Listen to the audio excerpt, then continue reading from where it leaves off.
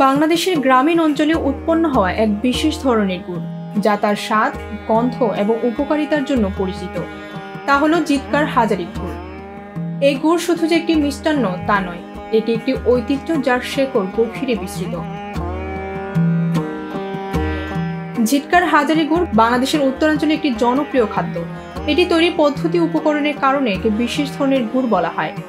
জিতকার নামটি মূলত উৎপাদনের একটি বিশেষ পদ্ধতির সঙ্গে সম্পর্কিত, যেখানে খেজুর রস থেকে গুড় তৈরি করা হয়। সেখানে জিতকার শব্দটি ঐতিহ্যগতভাবে ব্যবহার করা হয়।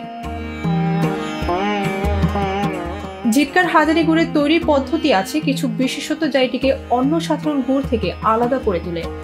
প্রথমে খেজুরের রস সংগ্রহ করা হয় এবং তারপর তা বেশ কিছু সময় ধরে তাপ দিয়ে গরম করা হয়। এরপর এটি বিশেষভাবে রিফাইন করা হয়, যাতে এতে কোনো অশুদ্ধতা না থাকে এবং গুড়টি সঠিকভাবে জমাট বেঁধে যায়। এই প্রক্রিয়া চলাকালে গুড়ের মধ্যে এক ধরনের মিষ্টি ও সুমিষ্ট গন্ধ ছড়িয়ে পড়ে, যা এর বৈশিষ্ট্যকে আরো মজবুত করে তোলে। জিতকার হাজারী গুড়ের গুণগত মান অত্যন্ত ভালো। এর স্বাদ খুবই মিষ্টি এবং এটি খেতে বেশ সুস্বাদু। এর মধ্যে থাকে কিছু প্রাকৃতিক উপাদান যা শরীরের জন্য উপকারী। এই গুড়টি সাধারণত আঙুলে লেগে থাকে, তাই একে খেতে খুব সহজ। জিতকার হাজারী গুড় বিভিন্ন ধরনের মিষ্টান্ন, সেমাই, পিঠা অথবা এমনকি কাঁচা লবণের সাথেও মিশিয়ে খাওয়া যায়। অনেক পরিবার এর মধ্য দিয়ে পুরনো ঐতিহ্য পালন করে আসছে, যেখানে বিশেষ অনুষ্ঠান বা উৎসবে এই গুড় পরিবেশন করা হয়। জিতকার হাজারী গুড় একটি ঐতিহ্য এবং এটি গ্রামীণ বাংলাদেশের সংস্কৃতির অবিচ্ছেদ্য অংশ। প্রায় প্রতিটি গ্রামে শীতকালে এই ধরনের গুড় তৈরি করা হয় এবং বাজারেও বিক্রি করা হয়। এই গুড়ের মাধ্যমে স্থানীয় কৃষকরা তাদের উৎপাদিত খেজুর রস থেকে উপার্জন করে থাকেন, যা তাদের জীবিকা ও সমাজের অর্থনৈতিক সুষমায় গুরুত্বপূর্ণ ভূমিকা রাখে। আমার পূর্বপুরুষের ওনার নাম ছিল হাজারী প্রামাণিক। হাজারী প্রামাণিক একটা খেজুর গাছ কেটে মনে করেন নিচে নামছে, নামার পর একটা দরবেশ ওই সময় ওই গাছতলা গেছে, দরবেশ যাওয়ার পর বললো আমার রস খাওয়া। তবে হাজারী প্রামাণিক অনেক জানিত ছিল, তখন বুঝতে পারছে যে গাছে মনে হয় রস হয়েছে। তখন গাছে ওইটা দেখে কি ঠিক ওই টাইমের ভিতরেই মনে করেন রস হয়েছে। তারপরে রস দরবেশে খাওয়াইলো, খাওয়ার পর দরবেশ বললো তুই এটা দিয়ে কি তৈরি করবি, তুই যদি মিষ্টি বানাস তোর এই রস দিয়ে মিষ্টি হইব, সন্দেশ বানালি সন্দেশ হইব। তখন হাজারী প্রামাণিক বললো যে না, খেজুরের তো গুড় হয়। তখন বললো যে তোর যে গুড় হবে, মনে কর বাংলাদেশে এত সুস্বাদু এত মজার গুড় কেউ তৈরি করতে পারবে না। তখন থেকে মনে করেন দিন যায় আর গুড়ের মান ভালো হয়, দিন যায় আর মানে গুড়ের কোয়ালিটি মানে আস্তে আস্তে আস্তে আস্তে খালি ভালো হয়। তখন মনে করেন আপনার গুড়ের প্রতিযোগিতা ভারত ছিল। ভারত যখন ব্রিটেনের এলিজাবেথ আসলো, আসার পর মনে করেন ওনারে আমাদের এই হাজারী গুড়, তখন তো হাজারী সিলটিল নাই, মনে করেন আপনার গুড় খাইছে। গুড় খাওয়ানোর পর উনি মুগ্ধ হয়ে ওই আমাদের যে হাজারী সিলটে মনে করেন উনি ওই সিলটে ওনার নামের পর, মানে ওনার নাম হাজারী, ওই ওনার নামের পর হাজারী সিলটে মনে করেন উনি উপহার দিচ্ছে। ওই তখন থেকেই মনে করেন শুরু হয়েছে এই পর্যন্ত। ওই হাজারী প্রামাণিক শুরু করে মনে করেন হাজারী প্রামাণিক হয়তো হলো আমার আব্বার দাদার হলো দাদা। তো ওই সূত্র দৈরা মনে করেন আমরা সপ্তম পুরুষ, 7 পুরুষ। 4-5 ঘন্টা সময় লাগে, এই যে আরো তো 2-3 ঘন্টা লাগবে, 1-8 ঘন্টা। মনে করেন এই যে হাড়ি গরম পানি বলকান লাগবো, তার নাল ধোয়া লাগবো, তারপরে না ওই যে হাড়ি জ্বালা দেওয়া লাগবো, ওর না হয় সবকিছু ধুয়ে পরিষ্কার করে তুলি। আবার মনে করেন 1টা বাজে আবার গাছে যাইবে। এগুলো কমপ্লিট করে না তুলি তো আবার গাছে যাইতে পারবো না। আমি ছোটকালে আমি 300 টাকায় থেকে বিক্রি করতেছি গুড়।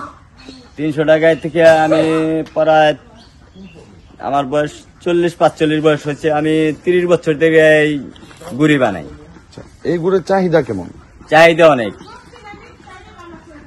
অনেক। এখন গুড় দিন যাইতেছে, চাহিদা বাড়তেছে।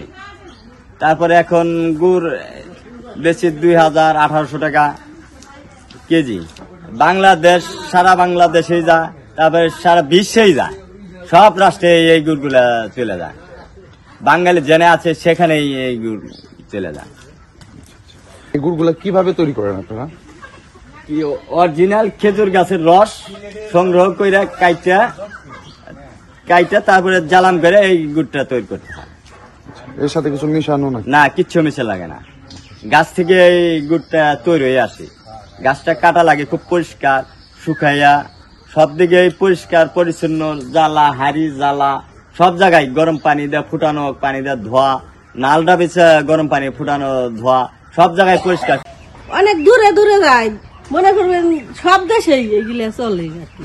উনি মনে করবেন রস পাড়তে যায়, আমি এদিক দিয়ে সব কাজকর্ম গুছাইয়ে বসে থাকি, তারপরে রস আনে, তারপরে ডাইলে দিয়ে সাথে জ্বালাম করি, এই দূরে নামাই, তারপরে সময়তে ঘুটাও লাগে, আবার ডালেও জায়গায় সরা বিছান লাগে, এভাবে আর কি তৈরি করি। এই সিলটা মনে করেন আমাদের হাজারি গুড় যখন শুরু হওয়ার পরে ভারতে ব্রিটেনের এলিজাবেথ মনে করেন খুশি হয়ে মানে আমাদের সন্তুষ্ট হয়ে আমাদের এই হাজারি এই সিলটা, হাজারি ওনার নাম ছিল হাজারি প্রামাণিক, ওনার নামের পর মনে করেন এই হাজারি সিলটা দিছে।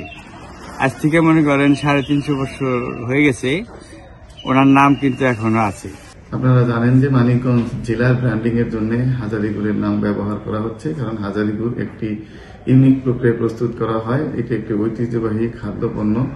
আমরা জেলা প্রশাসন থেকে চেষ্টা করতেছি এই হাজারি গুড়কে ভৌগোলিক নির্দেশক পণ্য বা জিআই প্রোডাক্ট হিসেবে নিবন্ধনের জন্য।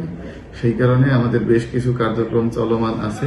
আমরা এই গুড় তৈরির সাথে যারা জড়িত তাদের সাথে আমরা বিভিন্ন সময়ে মত বিনিময় করেছি, তাদের সমস্যা সম্ভাবনাগুলো আমরা জেনেছি এবং তাদের যে গুড় তৈরির প্রক্রিয়া, এই প্রক্রিয়াটা আমরা সরাসরি দেখে এসেছি এবং এই গুড় তৈরির প্রক্রিয়ায় যাতে কোনো ধরনের অপদ্রব্য মিশাতে না পারে বা গুড়ের দামটা সহনীয় পর্যায়ে থাকে বা ন্যায্য পর্যায়ে থাকে, এই বিষয়ে আমরা মনিটরিং করতেছি।